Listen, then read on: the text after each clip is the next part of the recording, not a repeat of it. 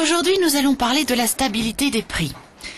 La stabilité des prix est définie par le Conseil des gouverneurs de la Banque centrale européenne comme une progression sur un an de l'indice des prix à la consommation harmonisé inférieur à 2% dans la zone euro. Excusez-moi, pourriez-vous expliquer ça plus simplement, s'il vous plaît? Bien.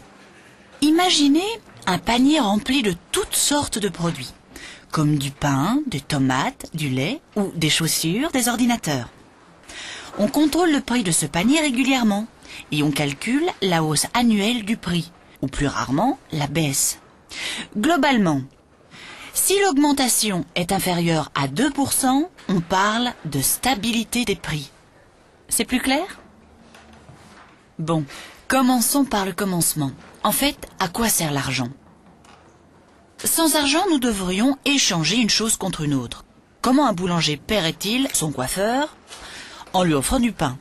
Mais si le coiffeur n'en voulait pas, comment serait-il payé? Tout deviendrait très compliqué. C'est pourquoi l'argent a été créé. Il facilite le commerce. Mais retenez qu'il n'a pas toujours conservé sa valeur. À certaines époques, les prix se sont envolés.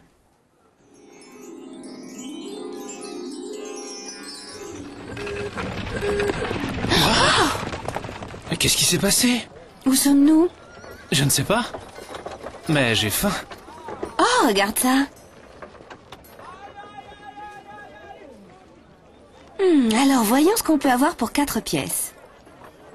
Vous désirez? 2, s'il vous plaît. Non, ce n'est pas assez. Vous avez augmenté le prix. Mais pourquoi? Comme les gens ont de l'argent pour acheter plus de choses qu'il n'y en a à vendre, la demande pour mes gâteaux a augmenté.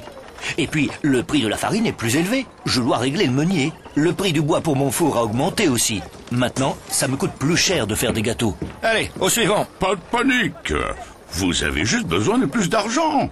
Génial! Merci beaucoup. Mais c'est incroyable! Il continue d'augmenter ses prix. On ne pourra jamais rien acheter ici. Eh bien, il vous faut simplement plus d'argent. Attends un peu, je te connais. Tu es l'inflation. Oh, bravo!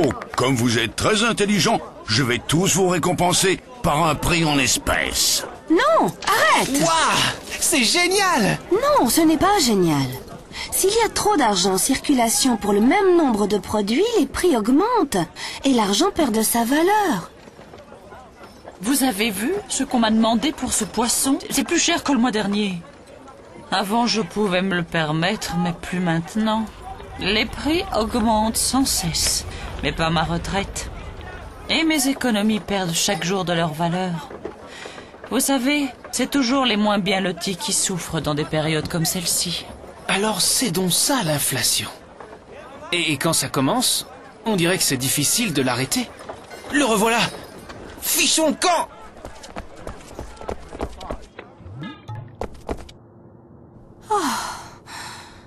On l'a échappé belle.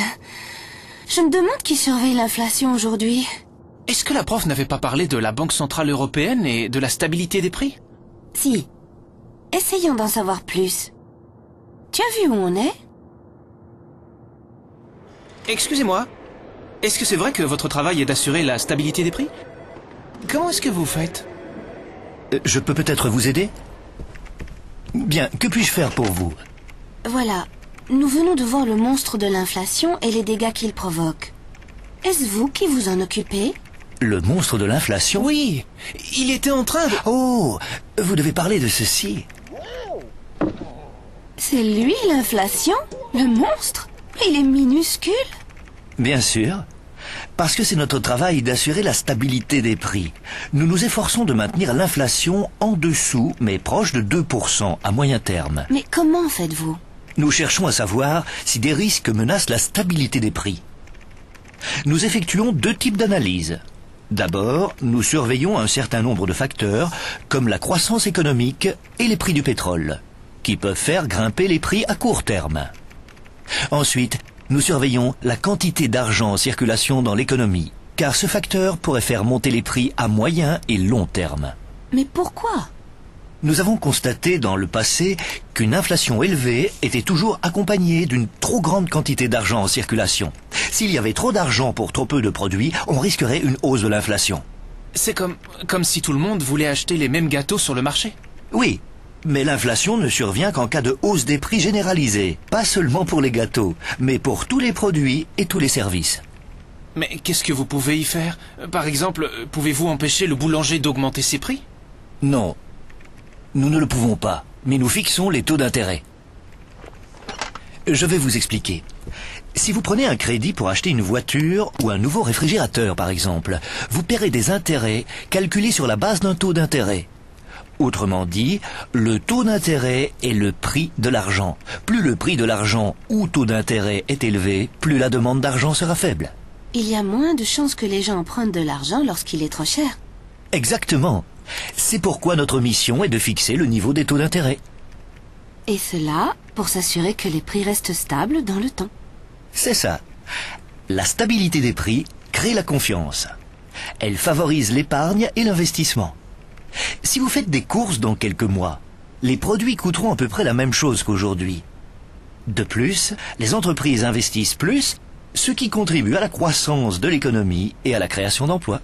Et tout cela doit rendre le pays plus prospère. Voyez-vous, si ce petit bonhomme grandit, il peut nuire à l'économie. À cause de lui, les gens peuvent même perdre confiance dans leur monnaie. C'est pourquoi nous, à la Banque Centrale Européenne et dans l'Eurosystème, nous prenons notre mission tellement au sérieux. L'Eurosystème? Il s'agit de la Banque Centrale Européenne et des banques centrales nationales des pays de la zone euro.